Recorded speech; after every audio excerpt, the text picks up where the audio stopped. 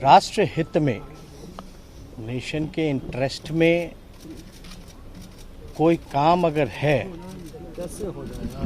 और हम सब पूरे बिहार के लोग 10 पार्टियां हैं मिलकर के आए हैं, क्योंकि ये ऐसा काम है, ऐतिहासिक काम होने जा रहा है, होगा जिससे जो देश के गरीब हैं, जो अंतिम पैदान पे खड़ा जो व्यक्ति है, उन सबको लाभ इसका मिलेगा।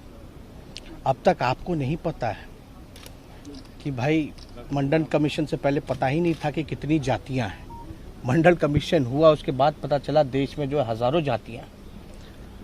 और इसमें एक बात समझने की ज़रूरत है, जब जानवरों की गिनती होती है, पेड़ पौधों की गिनती होती है, तो इंसानों की भी होनी चाहिए।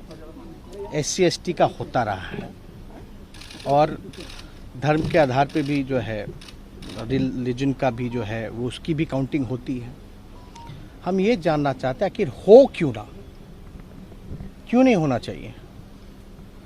जब आपके पास कोई साइंटिफिक आंकड़ा है ही नहीं, तो आप कल्याणकारी योजना तो कर ही नहीं सकते।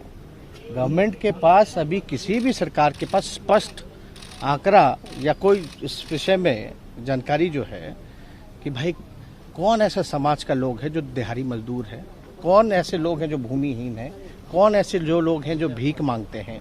तो ये काम तो अभी जैसे केंद्र सरकार ने OBC की दिया है कि भाई राज्यों को कि कोई भी जात जो है OBC में राज्य चाहे तो डाल सकती है, लेकिन क्या बेस होगा उसका? तो आंकड़े आपके पास होंगे तब तो आप तय कीजिएगा, तब आप किया जाएगा। और इसमें सब लोग, एक तो ऐतिहासिक काम हुआ और पहली बार हमको लगता है कि किसी राज्य के द्वारा सभी पार्टियां, जिसमें BJP भी इंक्लूडेड है, उन सब ने मिल करके जो है 2 बारी बिहार विधानसभा से पारित किया गया। तो अब प्रश्न जब पूछा गया पार्लियामेंट में, तो बोला गया कि कोई पॉलिसी नहीं। लेकिन आपको भी पता है, आदरणीय लालू जी, मुलायम सिंह जी, UP के सरकार में, मनमोहन जी के समय में जातीय, शैक्षणिक और आर्थिक जनगणना हुई थी। लेकिन उसके आंकड़े जब केंद्र सरकार जो भी रहे, उसके बाद स्पष्ट जो जानकारी हम लोगों को नहीं मिली, ये बताया गया कि भाई करप्ट हो गया है डेटा। और हम लोगों ने कई बातें रखी कि भाई कैसे इंटरेस्ट में है, और ये भी बात की कि इसका कोई विरोध नहीं करता। अगर जातीय जनगणना से उन्माद फैलेगा, जातिवादी कहलाओगे, तो धर्म की भी गिनती नहीं होनी चाहिए। क्यों गिन रहे? तब तो धर्म में भी जो है आपका राइट होगा। तो वो भी अब तक तो हुआ नहीं ऐसा कि सेंसस से रिलीजन में लड़ाई हो जाए।